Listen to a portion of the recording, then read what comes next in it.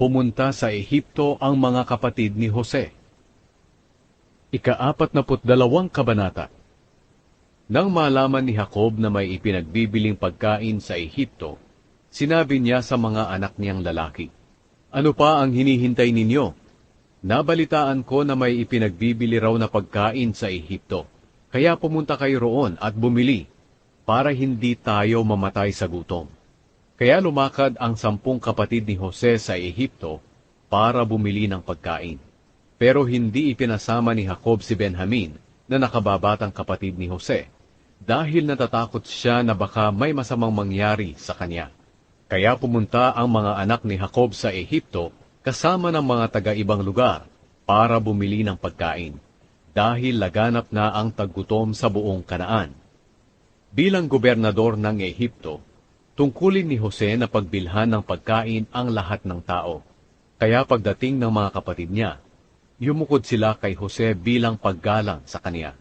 Pagkakita ni Jose sa kanila, nakilala niya agad ang mga ito, pero siya'y hindi nila nakilala.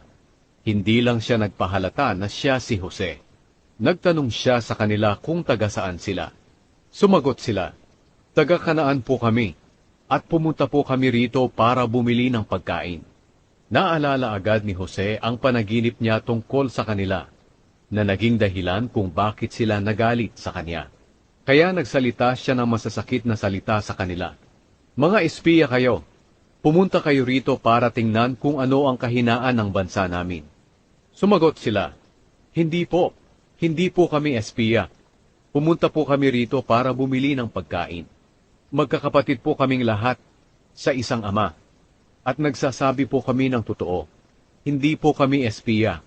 Pero sinabi ni Jose, "Hindi ako naniniwala. Pumunta kayo rito para tingnan kung ano ang kahinaan ng bansa namin."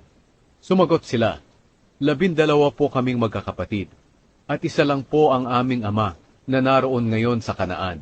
Ang bunso po namin ay naiwan sa kanya. Ang isa po naming kapatid ay wala na." Sinabi ni Jose, "Kagaya ng sinabi ko, mga espiya talaga kayo. Pero susubukan ko kayo kung totoo talaga ang mga sinasabi ninyo. Isinusumpa ko sa pangalan ng Paraon na hindi kayo makakaalis dito hanggat hindi ninyo maisasama ang bunsong kapatid nyo rito. Pauuwiin ang isa sa inyo para kunin ang kapatid ninyo.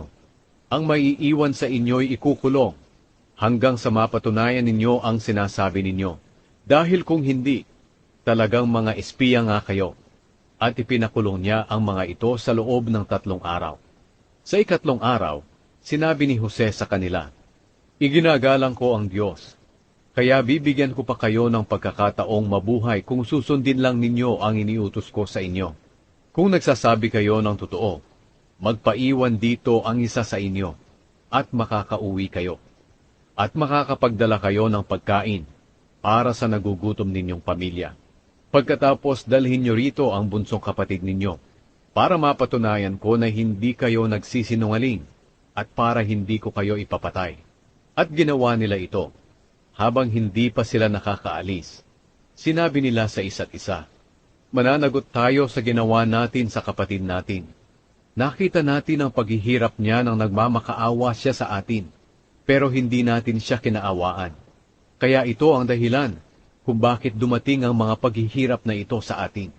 Sinabi ni Reuben, "Hindi ba't sinabi ko sa inyo noon na huwag ninyo siyang saktan? Pero hindi kayo nakinig sa akin.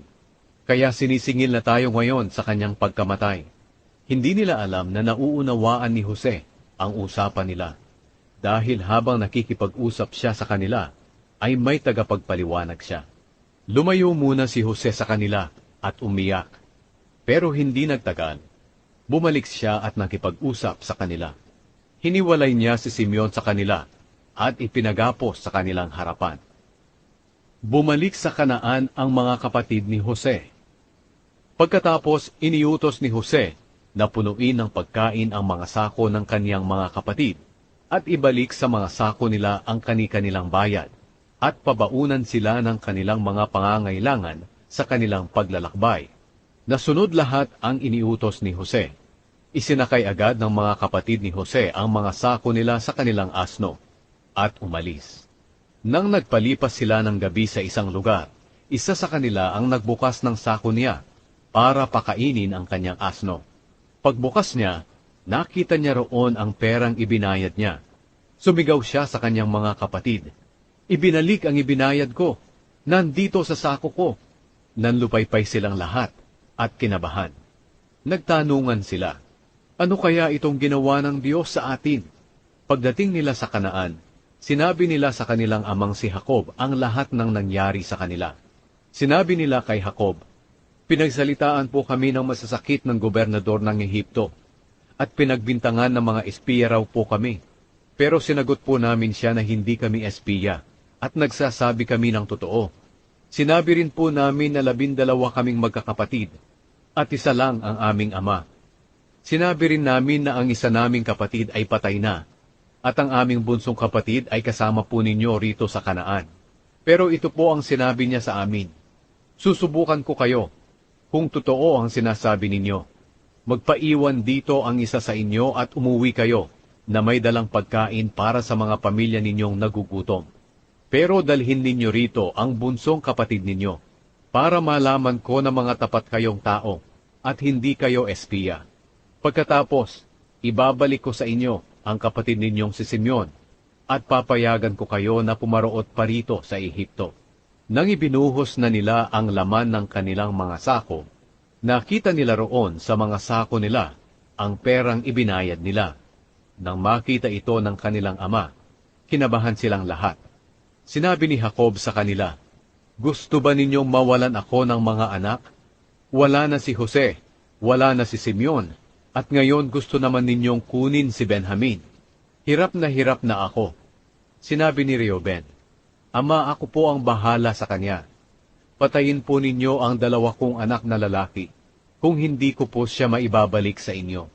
Pero sumagot si Jacob, 'Hindi ako papayag na isama ninyo ang anak ko. Namatay na ang kapatid niya at siya na lang ang naiwan. Baka may masama pang mangyari sa kanya sa daan. At sa katandaan kong ito, ikamamatay ko ang sobrang kalungkutan.'